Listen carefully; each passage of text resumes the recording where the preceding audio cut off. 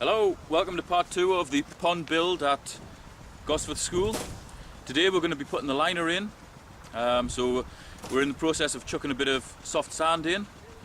Because there's a lot of gravel and rocks and so on still in the hole, the sand will cover over all of them and set us up quite nicely for adding the underlay. We've got the sand in now. It's taken about 3/4 of a ton so far. So what we're going to do now is go around the sides with a rake and brush and flatten it out.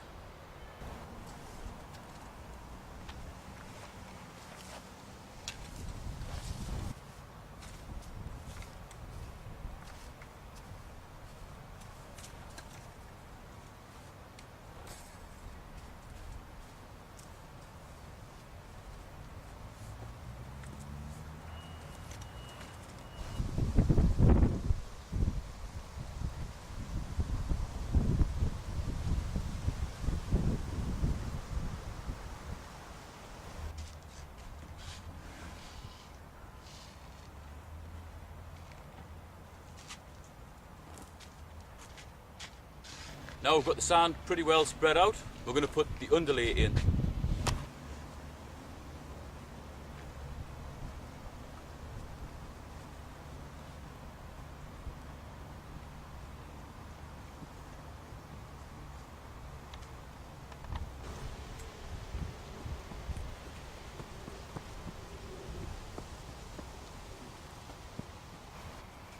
As we're putting the underlay down, we're overlapping it by anywhere between 6 inches and a foot, depending on how it goes down. And we're going to use this, which is basically just a small blowtorch, to seal the underlay together, i.e. to fix this piece to this piece.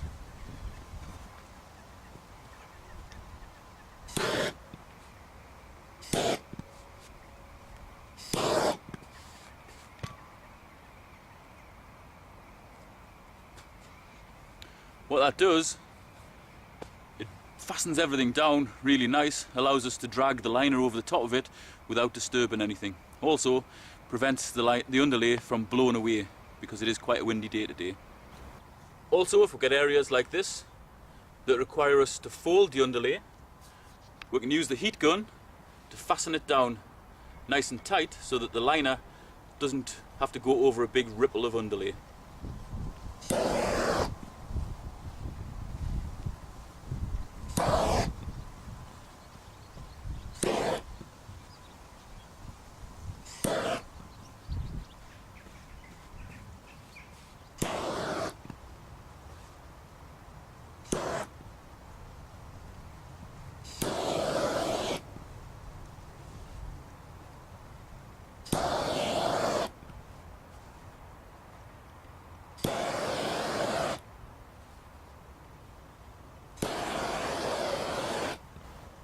The reason using the heat gun works on this particular type of underlay is because it's made of polyester. It's 300 grams per square meter polyester underlay.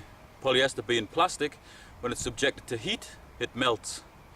So by passing a bit of heat onto here, it creates little bubbles of molten plastic. When you press that down on top, they fuse together and stick.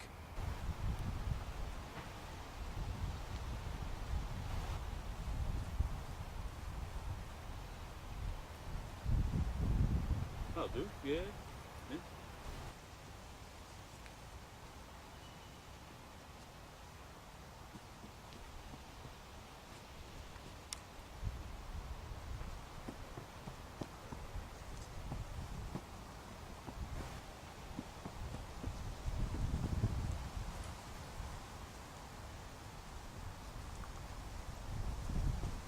That's the underlay in, all sealed down and secured with stones all the way around the sides on the outside of the pond, just in case the wind gets up and blows the whole lot away. So now we're ready for the liner.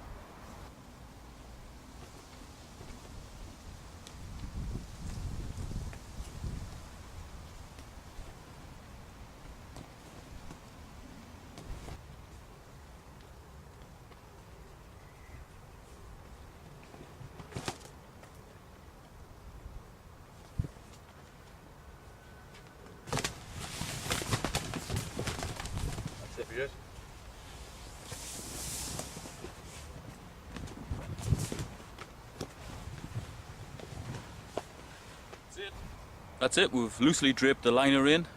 So we're going to put a little bit of water in just to settle the liner into the bottom of the pond, and then we're going to pull the sides in gradually just to accommodate the rising water.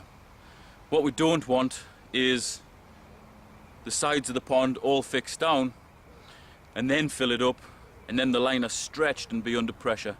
It really wants to be draped in pretty loosely and then filled up. The liner we're using is a millimetre thick Firestone rubber with a 40+ year guarantee, so it's very thick, good quality rubber. Now we've got the pond filling with water. The water will help to pull the liner into all the nooks and crannies.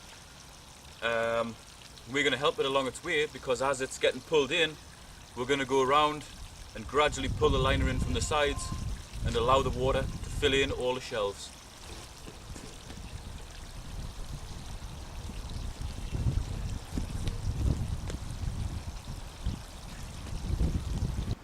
With the pond being in a regular shape, there's always going to be some folds, so we'll try to predict where the folds are going to be by settling the liner in, securing it with stones just loosely, and also forcing the liner into folds at certain points and then weighing that down with loose stones. When the water comes up, the pressure of water should press down on those folds and keep them flat after we've removed the loose stone. So that's it, the liner's in. It's in the process of being filled up. We've pulled the liner so it's draped loosely into all the shelves, and hopefully when the water comes up, the liner will be pressed in and it'll go in very nicely. Because this is going to take a few hours to fill up, we're going to go to the quarry and get some stone.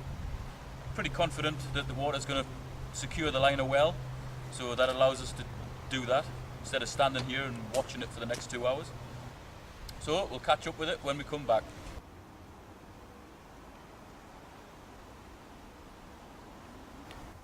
That's it, we're back from the quarry. We've unloaded all the stone around the edges in various heaps. The pond's just about full enough.